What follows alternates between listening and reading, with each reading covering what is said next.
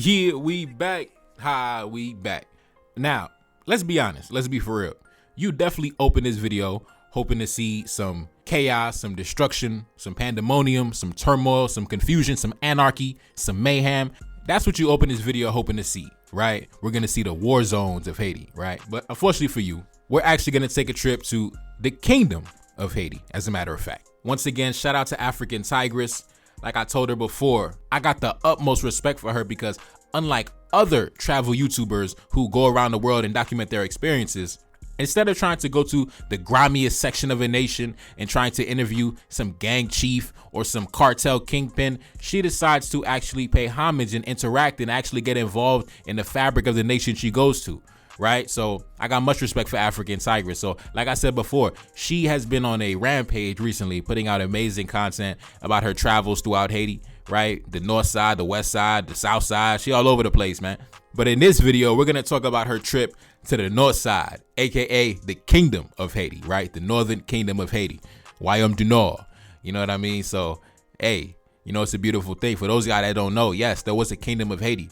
From the years 1807 to 1820. Yeah, a real kingdom, a very wealthy, powerful, militarized kingdom that was very self-sufficient. And in this video, African Tigress takes a trip to the royal palace of King Henry Christophe, King Henry I. In fact, he's actually, if you look at the profile picture on my YouTube channel, he has been my profile picture since I made my YouTube channel. And he's going to remain my profile picture forever because that's my guy. That's the greatest black man to ever step foot in the Western Hemisphere. There's never going to be another black man to ever do it as big as King Henry Christophe. Never. There will never be another one. And that's a fact. That's a fact. You know, but anyways, man, let's get into it, man. Let's jump into some of these clips. African Tigress took a trip to the royal palace of King Henry Christophe, the royal residence of the Haitian royal family from 1807 to 1820. And I'm going to come in and out of my commentary. Let's go. Yeah. And we are using the royal entrance. Because we are royal now. Wow. Yeah. Of course. So beautiful. You imagine you were one of the princess? Yes, that's why I'm using the royal entrance. If you're a princess like me, you use the royal entrance. Yeah, good time. Because look at this massive palace, you know? Wow. Surrounded by nature. Is there a river or waterfall nearby? We back. Now, I actually have a playlist in my playlist section entitled The Architectural Genius of the Black Man. And if you look on the screen, the first video, the Citadel, I talk about how King Henry Christophe built the Citadel. The second video, the legendary palace built by black men, right? And the third video, how did black men build these legendary monuments, right? So we spoke about how our forefathers built these legendary structures. And I spoke about the complexity and the brilliance and the magnificence of these structures, especially at the time in the early 1800s. So when you're done with this video, go check out that playlist. I go in great detail about the palace, how it was built, etc., etc. Now, up in person, up close, it looks, bro, shit is magnificent, bro. Shit is huge, bro. Now, if you look on the screen, this is an old painting from centuries ago when the palace was more intact, before multiple earthquakes destroyed the structure, etc., etc. But even through suffering the damage of multiple earthquakes throughout time, it is still standing. Our forefathers built this coming out of slavery, right? It wasn't no Europeans involved. The Europeans try to, insert themselves into the story, talking about it was some Germans and some Frenchmen that built the palace. Nigga, there wasn't no Germans and Frenchmen on the fucking island of Haiti in the kingdom of Haiti back in 1810. What is niggas talking about? But as we already know, the Europeans always lying and telling stories and rewriting history. But anyways, man, at the time, especially in the so-called New World, when these structures came about, it was mind-blowing for a lot of reasons, because during that time, it was a lot of propaganda going around, especially by European white supremacists, saying that the African man is incapable of civilization. The African man had no civilization. But meanwhile, just a few years out of slavery, these monumental structures were coming about. the citadel, the palace, and it was multiple palaces and castles all built throughout the kingdom, right? This was just the most amazing one. A lot of Europeans couldn't really understand it. They couldn't understand how the black man was capable of establishing these complex and amazing structures. The sophistication, the grand walls and the staircases and the gardens. They couldn't believe it. They couldn't believe it, bro. They couldn't believe it. They were like, listen, it had to be some white men that built this shit. Like, you know how the Egyptian pyramids, they'd be like, it was the aliens that built it. It couldn't have been the African man. It couldn't have been the black man. But anyways, man, let's continue. You see many guard posts, sentry boxes. There were always soldiers watching day and night, 24 hours a day. So it was not easier for an enemy to go through the palace. Okay. We back. Now, speaking of my playlist, I have another playlist entitled King Henry Christophe. It's basically all my videos regarding the life of King Henry Christophe all in one playlist, over 40 videos, right? Go check that out. Crazy playlist. I'm the #1 historian on King Henry Christophe's life. Ain't nobody doing it better than me. I'm telling you right now. And like I mentioned before, and like I've said several times on my channel, King Henry Christophe was the most powerful black man of the last 500 years. I'm not going to say 1,000 years, because then you got to talk about, you know, Mansa Musa, you know, King Askia Muhammad, and, you know, Sonny Ali, and, you know, a bunch of other amazing black men. But the last 500 years, yeah, Christophe got that, undisputed. In terms of wealth, power, prestige, reputation, military power, nobody did it better. Nobody did it bigger. Now, of course, you got some other contenders, you know, the kings of the Ashanti, the kings of the Oyo, you know, back in Africa. But listen, King Henry Christophe, undisputed, the #1 most powerful black man of the last 500 years. Undisputed. Undisputed. And probably the greatest black man to ever touch this side of the planet. This Western Hemisphere, ain't no black man did it bigger than King Henry Christophe, and I put that on everything, bro. I stamped that. Ain't nobody had more shooters, had more money, had more power, had more prestige, had more connections. Ain't nobody did it bigger and better. You got to take into account the context of the world that he was living in, right? The early 1800s. The vast majority of black men and women and children are currently in bondage, are currently in chains. They're currently in shackles. He is living in this monumental palace, ruling over a nation, an army of over 50,000 men standing armed and ready. You know, armed and ready. He got a citadel 3,000 feet above the sea with cannons facing in all directions, overlooking the Caribbean Sea, waiting for the invaders to show up. His entire nation is fully self-sufficient in terms of their agriculture production. They eat what they make. They eat what they grow their own food. They make their own clothes. The children were highly educated and had the same literacy rates as children in Europe. The nation was highly militarized with the same military technology as any other European power. From the United States, France, Great Britain, whatever weapons they had, we had. Whatever cannons they had, we had. Whatever warships they had, we had. It was not a game when Christophe was in power, man. It was not a game. Let's continue.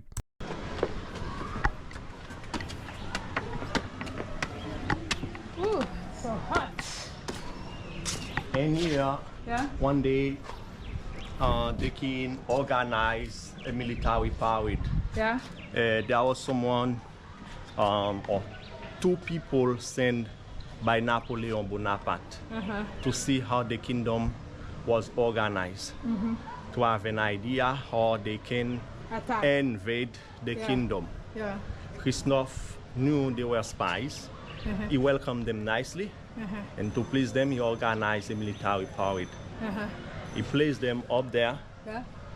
okay, and Up here. yeah, he made the soldiers march following this direction. Arriving here, they salute, Yeah. they go, they continue like that. When they arrive inside, Yeah. they change the uniform. Yeah. We back. Now, in this section of the video, the tour guide was telling African Tigress about a military parade that Christophe had through, I believe, back in the year 1814. I told y'all, back in 1814, the French government had sent some spies, some ambassadors down to the country to negotiate with Christophe. And like I told you, Christophe, he murdered the French ambassador. Yeah, he killed him, you know. He killed the French ambassador.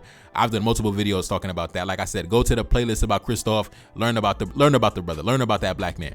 He killed the French ambassador. But before he killed him and locked him up, he rounded up all of his household troops that were living inside the palace, and he threw a military parade.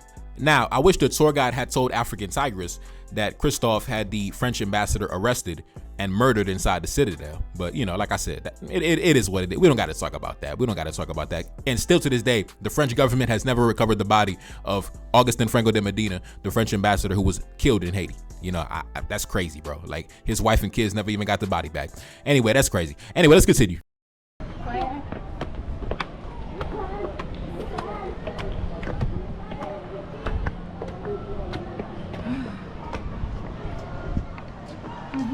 Yeah, look at this. That's the town. Such And a from beautiful- here, you can see the ocean. Oh yeah, that's the ocean there. Yeah. We back. Now, like I said, the context of the world that he was living in at that time, man, to be a black man with this quality of life, it was not a game, bro. It was not a game, man. It was not a game, bro. Christophe would love to wake up in the morning, you know what I mean, have a nice glass of rum, you know, go on his terrace and overlook the entire city, overlook the ocean, the craziest view. Bro, it was not a game. Take a look up on the screen. Under his guiding hand, his country soon attained prosperity. Christophe had a passion for monuments, and he built a number of sumptuous palaces, of which his favorite was Sanssouci. From its windows, he could see the ocean far in the distance and the wide expanse of the Plaine du Nord. Lying nestled among the mountains 12 miles inland from Cap Haitien, which was renamed Cap Henry, and rising 4 stories above a majestic staircase, it dominated the entire countryside. Emphasis was placed on the spaciousness and the grandeur, both in the larger apartments within and in the stately gardens surrounding the palace. Here indeed was the proper setting for the levees and state affairs which Christophe demanded of his people, and it became the center of life inside the kingdom. The palace, Sanssouci, was perhaps the most magnificent building in the entire West Indies, now lies in ruins. Its rich tapestries and paintings, its extensive libraries, and its exquisite furnishings have long since disappeared. Tropical storms have discolored its once gaily painted walls, and the mountain stream, which underneath the large reception rooms brought coolness to a perspiring court, has eaten its way into the foundations. Yet even today, the gaunt and lonely structure is an imposing and impressive sight. Now, like I said, I could be here all day. I'm not going to run down the entire history of the Kingdom of Haiti in this one video, because then it's going to be like a 12-hour video. Like, I got an entire playlist going in great detail. Go listen to those playlists. Go to my playlist section. Enjoy yourself, man. You know, enjoy yourself. It's truly a shame that we don't learn about this as children, because the Kingdom of Haiti, in terms of the Western Hemisphere, the so-called New World, that was the black man's greatest hour. That was our finest hour. That was our crowning achievement. That was the black man in all his glory and his splendor and his magnificence. The black man never did it bigger and better ever since. Let's continue. There were floors. Oh. You see the walls? Yeah, I see one, two. There were timbers, mahogany timbers, on which laid wood. Yeah. Okay? And up there, Christophe committed suicide. That's where he killed himself. Wait, he killed himself? Yeah, he killed himself Why did the king kill himself? on October 8, 1820. Why did? We back. Now, if you want to learn more about the downfall of Christophe and his death and the destruction of the kingdom, like I said, go to that playlist, right? Go to that playlist. But I just want to say, man, Christophe at that time was living more magnificently, living more marvelously, living more lavishly than the president of the United States, right? Let's go see what Thomas Jefferson, let's go see Thomas Jefferson's house. Let's see what he was living in, you know? Niggas wasn't doing it bigger than Christophe. Let's see what that pedophile son of a bitch was living in. You know what I mean? Thomas Jefferson. Let's see what he was doing back in those days. Thomas Jefferson house or his royal residence. Let's nigga, get this bullshit out of here, nigga. Why does Thomas Jefferson's house look like a damn public school? That shit was not fly. That shit was not fresh. You know, listen, if we gotta go castle for castle, you know, presidential palace for presidential palace, Christophe would have easily blew Thomas Jefferson out the water, man. That's why Thomas Jefferson was mad, nigga. That's why Thomas Jefferson sanctioned Christophe's government. Man, listen, niggas was jealous, bro. Niggas was mad. They couldn't believe the black man was living how he was living, bro. I mean, what was this, like 2 floors, 1 floor? Like, come on, Christophe had like 3 floors. Come on, bro. The black man. Listen, show respect when you talk about the black man. Let's continue.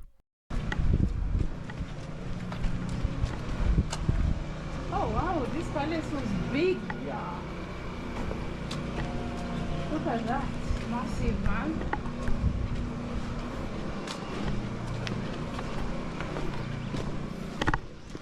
Yeah, all these ones was part of it. Okay. Like you said, it was a very huge palace. Yeah. The king, like every king, they want to show their wealth. Yeah. They wanted to show their capability. And Christophe wanted to be a real king. Okay. Okay, he said everything you do it great, you do it good or not do it. So that's why everything You can is see big. that The citadel through the is big. citadel. You The can see palace that is big. through the Sanssouci Palace, and there is a big palace in Artibonite, which is Palais de 365 Portes. Everything they were doing. Say that you go big or go home. Sure. Okay. And that one there we can see where the beautiful flower garden of the palace was, from the wall, that one there, Yeah. to the mango tree where the horses are. Oh. It was a beautiful flower garden, and in the middle of the flower garden was the queen swimming pool.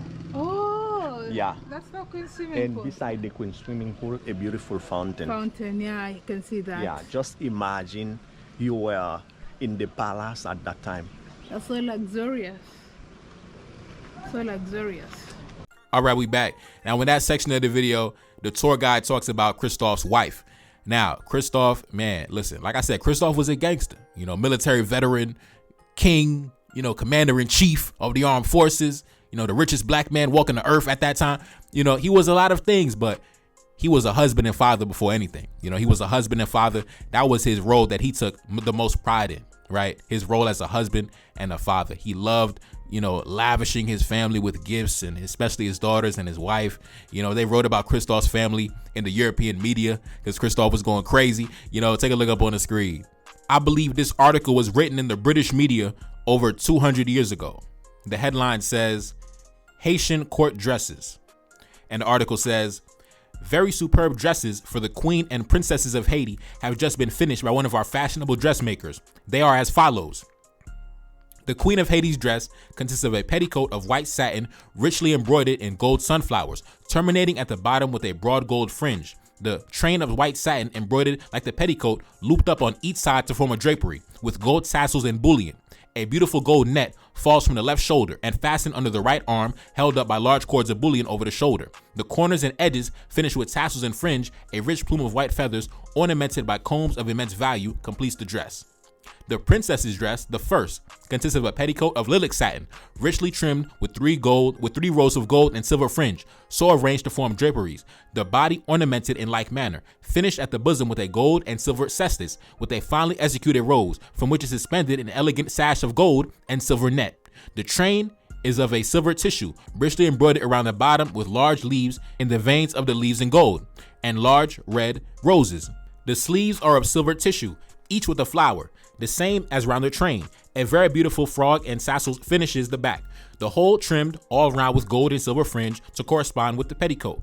The second, a pink corded satin petticoat and train, the petticoat covered with a beautiful blonde lace, richly worked in silver, the bottom embroidered with scallops in silver. I can't even read that. Looped up on each side with large bunches of French flowers, roses, and lilies of the valley. The train ornamented at the bottom with an elegant wreathing of silver hops and French roses, terminated by a broad blonde lace worked in silver. I can't even see what that word is. Like the petticoat, the sleeves richly embroidered in silver, and also the body, which is finished at the bosom with a silver cestus. From the left shoulder depends a rich drapery of blonde and silver, finished on the right side by a very beautiful wreath of roses and other flowers. So listen. This was like, back in the day, before the days of the British Broadcasting Company and the Daily Mail and all them, European publications. This is what they were talking about. They were talking about the Haitian royal family in the European media, right? So, listen, like I told you, you got to understand the context of the world that we're living in. The vast majority of black men and women on this side of the planet were in shackles. They were in bondage. They were shackled to the plantations, right? But, man, to be a black man living like this, doing it like this, and you got to understand, Christophe's wife was one of the most powerful and wealthy black women walking the earth even long after he died. So, we're going to talk about her later in the video too. But anyways, man, let's continue. Take a look up on the screen. Christophe wanted no beggars or idle persons. Mendicity and female licentiousness are severely reprobated inside the kingdom.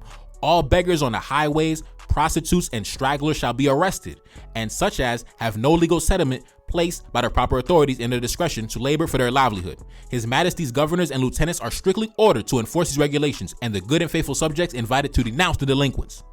He taught his people self-respect by requiring them to appear in the towns dressed in neat and clean clothes. He inculcated honesty in them by setting the severest penalties for theft. He even went so far to have pieces of jewelry planted where they might easily be found. Woe to the Negro who did not immediately report his finding of one of these items and turn it over to the nearest official. So as you can see, man, in the kingdom of Haiti, it was law and order. To put it simple and plain, it was law and order in the kingdom of Haiti, right? If Christophe was around today, it wouldn't be no gang violence. It wouldn't be none of that, because your goddamn head will be chopped off in the public square. It is what it is, man. Let's continue. Take a look up on the screen. From the time of his assumption of authority, Christophe not only maintained a large standing army, but attempted to transform his soldiers accustomed to predatory warfare into an orderly fighting force. The morale of an army, he insisted, lay in the respect of their men for their leaders and in their pride in themselves, and he knew that scrupulous observance of military regulations provided the key to the efficient coordination of his troops. Thus, he imposed the harshest discipline on his men. They were drilled constantly, carried out difficult maneuvers, and were frequently required to participate in formal reviews. On the parade grounds, the most meticulous attention to the details of dress, posture, and formality was required. The uniforms of the officers were extravagantly colorful. Christophe took pleasure in reviewing his troops, and his giant stature, his manly and dignified bearing, and his powerful personality lent impressiveness to the scene. Now listen, Christophe was built like a gladiator. I think Christophe was like 6'7", you know what I mean? Built like an athlete. It was not a game, bro. It was not a game. The black man was in his glory and in his magnificence back in those days, bro. I'm telling you, it was not a game. It was not a game. Let's continue. Take a look up on the screen.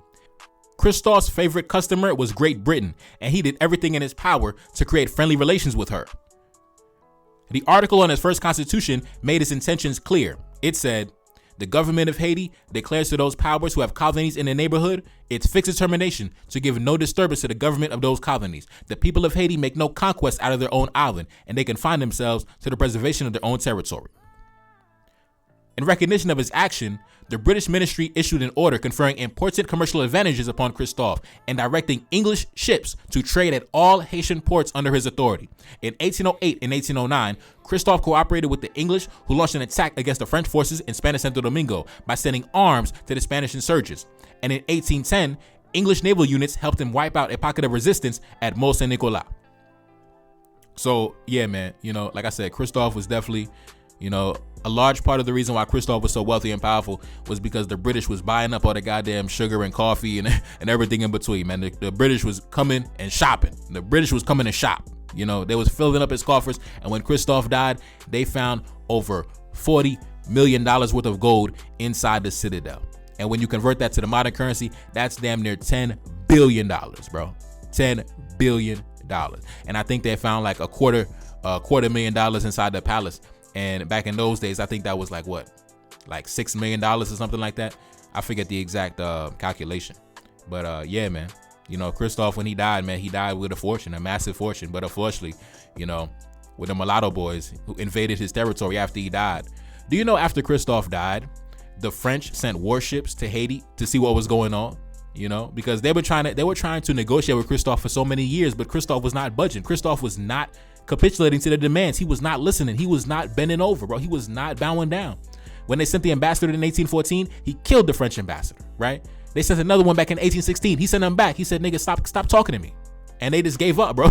They just gave up. But when he died in 1820 and the mulatto boys took power, the French actually sent a ship to see what was going on, right? Like, oh shit, Christophe died. Oh shit, what's going down?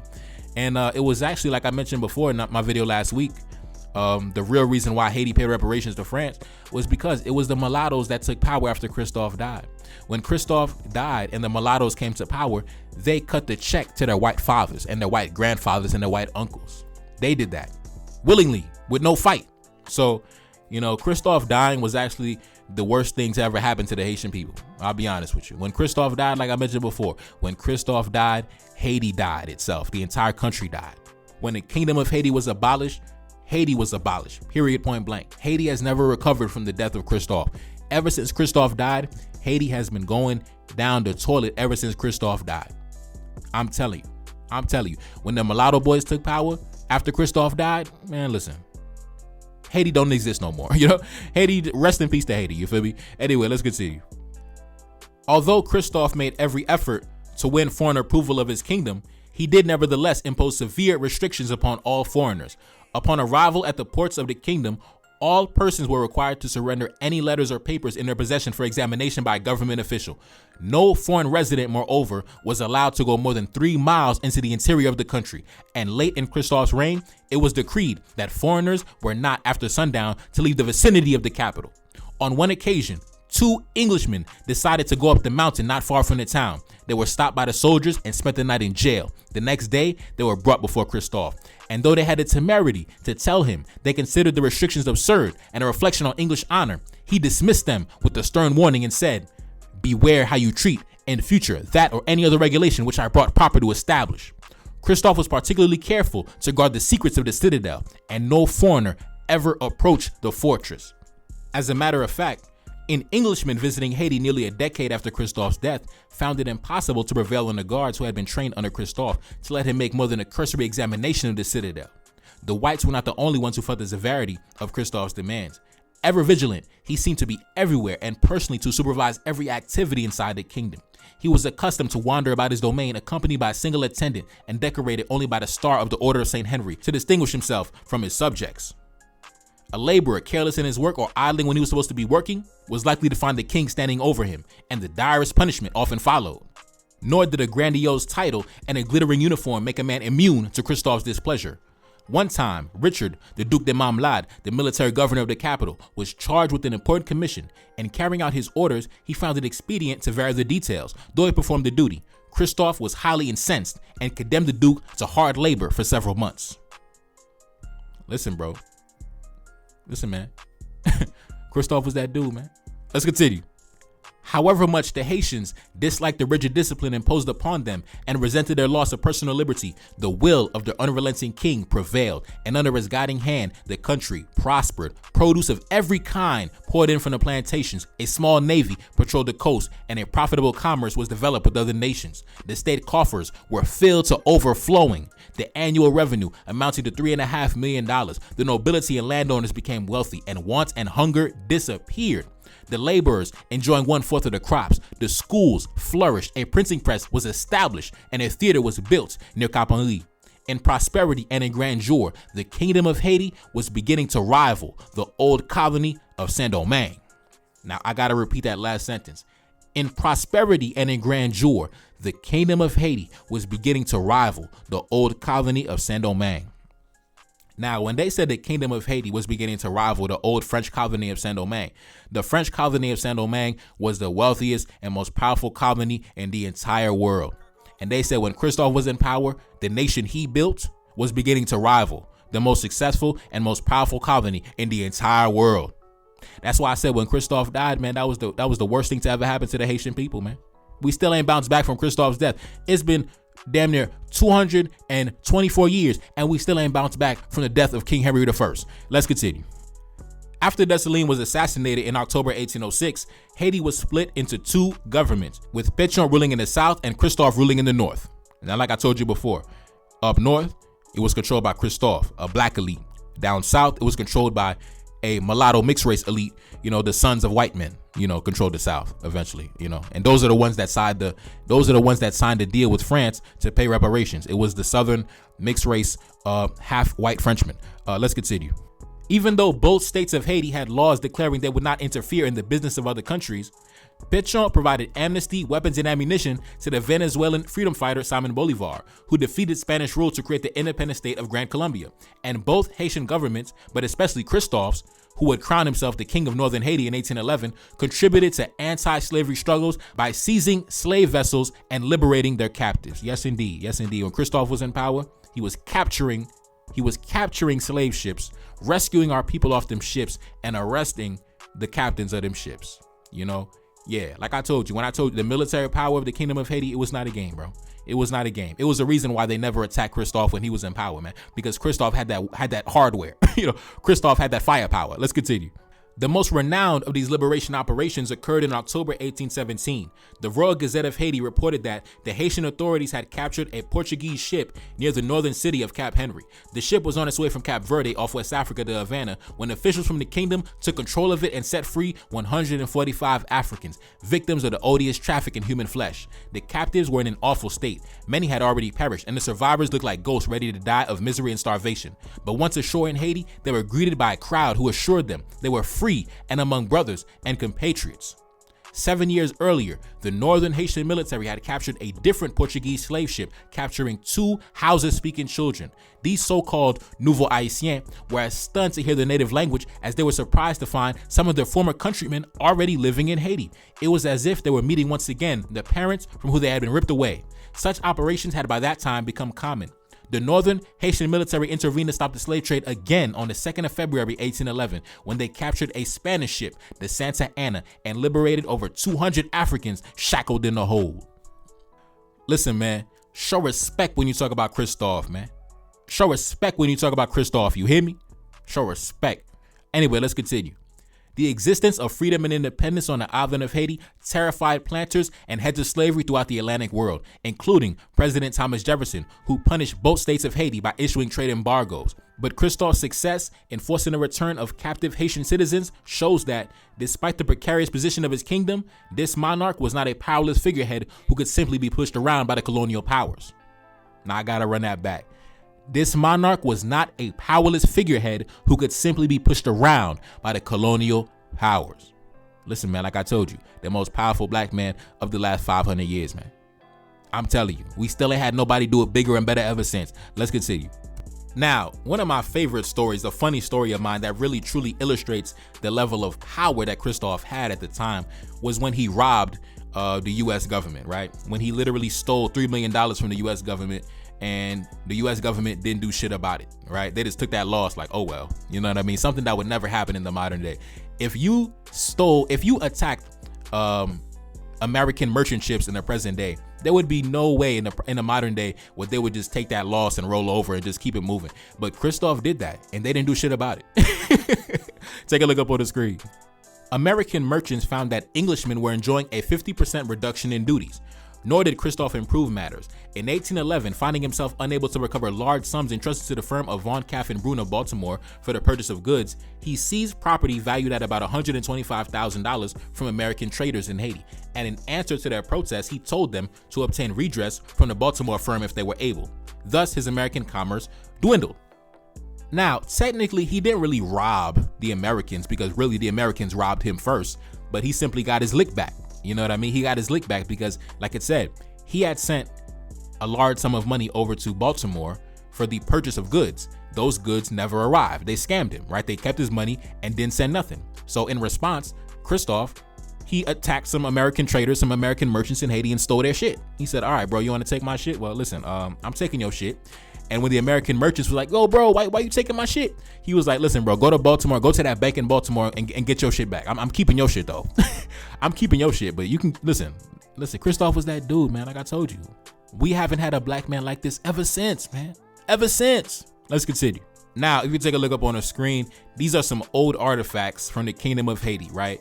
These are some of the plates that Christophe used to eat food on. You know, Christophe used to eat on these highly decorated, you know, these amazing, beautiful plates over here. You know what I mean? Got the coat of arms in the damn plate engraved onto the plate. And if you look at the coat of arms, it says, Je, ma cause et mon épée, which means God, my cause, and my sword. You know what I mean? This is the type of silverware, this is the type of, you know, legendary plates that Christophe was eating his rice and chicken on, bro. When Christophe was eating the rice and chicken and the goat, these are the type of plates that he was eating on. Real king shit, bro. You know what I'm saying? Real black man. Real black man. Let's continue. Now, take a look up on the screen. This is an old painting that depicts one of the many, you know, events, one of the many parties that Christophe threw at the palace, because Christophe loved to party. You know, listen, if you watch my playlist, you're going to see, man, Christophe had parties where you would party for like a week straight. Like, it wasn't just we're gonna throw a party for like one night. No, we are gonna party for like 3 days. We're gonna party for like 5 days. We're gonna party for 2 weeks, you know. And this is a scene that depicted, you know, on the right, you see the instrument players, the piano, the horn section up top on the balcony, you know, the dignified black men and women, everybody dancing, you know, holding their women, you know, dancing with their ladies, things like that. And, you know, the military officers sitting down and things like that. And I believe to the left, all the way to the left, you see the military officers, and you see, I believe that's Christophe and his wife, and I think his son. And Christophe's wife, I believe her father was a mulatto, and her mother was a black African. So that's why she's kind of light complected. So she was what they call a grief in those times, right? She was like 75% black, a quarter white, things like that. So yeah, man. Yeah. And speaking of his wife, this is actually after Christophe died, she went into exile and she lived in Europe for a short time. I believe she lived in London or somewhere around there. This was the house or the apartment that she lived during her time in London. And they even commemorated her, and they have this sign outside the building. Take a look up on the screen. Maya Louise Christophe, born 1778 to 1851, the first and only queen of Haiti, lived in this house with her daughters in 1824. Yeah, man. Yeah, man. And this right here is Paul Clammer. You know, he's actually somebody who wrote a book on Christophe's life. I actually got to buy that book. I haven't read it yet, but I heard some good things. I want to buy that book. I think he recently put it out. And he said this, an interesting side note, in the only surviving letters I know from Maya Louise Christophe, she signs her name as simply Femme Christophe or Veuve Christophe, meaning that when she would sign her letters, she would sign it as Christophe's woman, Christophe's wife. You know what I mean? Like real bullshit. You know what I'm saying? Yeah, yeah. When you're a real man, a real black man, that's how your wife is going to refer to herself as. Christophe's wife. Christophe's woman, Christophe's widow. That's a royal title. That's a respectable title. You feel me? That's a big title right there. Now, take a look up on the screen. This is an interesting quote that I also highly agree with as well. Take a look up on the screen. When you get right down to it, Christophe's fault and that of his party was that they disappeared too soon. In other words, before the future historians of his most relentless adversaries, Pétion and Boyer, which is why when it comes to their judgments of his regime, you have to take into account their hatred of the monarch and the exaggerations that result from it. Now, like I said before, when Christophe was in power, the country was split into two governments. Up top, the Northern Kingdom of Haiti, right, controlled by a black elite. Down south, it was controlled by, you know, the sons of the white men, the mulatto boys that were the sons of white men, right? So because they were the sons of white men, they had the mentalities of white men. So they slandered Christophe in the media. They put out publications slandering Christophe's name, telling lies on Christophe, many lies that still survive to this day. A lot of negative stories you hear about Christophe, it came from the administration of the Southern Republic of Haiti, down south, them mulatto boys, those sons of white men. That's what I got to call them, the sons of white men, because that's exactly what they are. They had a vested interest in destroying his reputation, slandering his regime. And unfortunately, in many schools in Haiti still to this day, in many history books, those exaggerated stories full of lies have survived still to this very day. So that's why Christophe doesn't get the respect that he is supposed to get, you know? It's bad enough that they agreed to pay reparations to the French when they got in power, but then they also took a vested interest in slandering Christophe's legacy, man. You know, so anyway, that's why I always say, fuck Boyer, fuck Pétion, fuck the Southern Republic of Haiti. Listen, I represent for the Northern Kingdom of Haiti. That's the flag I fly. You feel me? The Northern Kingdom of Haiti. Fuck the Southern Republic. Fuck the mulatto generals. The sons of white men. Fuck them boys. Anyways, man, it's your boy, Neferkari Dessalines. Album is out now, man. Album is out now. Everywhere, go support the album, man. Yeah, we out. Spending and get it back, never gon' get attached. Got shorty spinning back, changing my number. Stacking this paper, expanding my budget. Move like a prince when I'm stepping in public. Don't run up on me, they know I'm protected. Taking my power like fucking election. Young and I'm running shit like I'm Traore. March on my enemies like I'm immortal. March on my enemies, dance on their body. Having my baby, she wanna come ride it. Tell me she love me when I'm up inside it. Pain in my heart, I could really get violent. Pain in my heart and it's never gon' change. March on my enemies, blow out their brains. Young and I'm poppin', you know how we on it. Pick up my phone when that money be calling. Pick up my phone when that money be calling. Hang up the phone if they talking retarded. Gotta get mines, you know how we started. Shooting to kill when I go for my target. Back in the building, I'm back in my bag. Know why they tripping, I know why they mad. Fuck how they feel, cause that's none of my business. Brand new Mercedes, you know how we living. Got shorty ride, she all in my Benz. Don't be surprised when that money come in. Look at lil' mama, she know she a 10. Comes to the crib and she told me come in. Stepping inside, make it rain, make it thunder. Hop on the jet, take a trip out the country. Changing my scenery, healing my pain. Can't see my face, but they know my name. Spending and get it back, never never gon' get attached. Got shorty spinning back, changing my number. Stacking this paper, expanding my budget. Move like a prince when I'm stepping in public. Don't run up on me, they know I'm protected. Taking my power like fucking election. Young and I'm running shit like I'm Chayori. March on my enemies like I'm immortal. March on my enemies, dance on their body. Having my baby, she wanna come ride it. Tell me she love me when I'm up inside it. Pain in my heart, I could really get violent. Pain in my heart and it's never gon' change. March on my enemies, blow out their brains. Young and I'm poppin', you know how we on it. Pick up my phone when that money be calling. Get it back. Got shorty spinning back. Stacking this paper, expanding my budget. Stepping in public.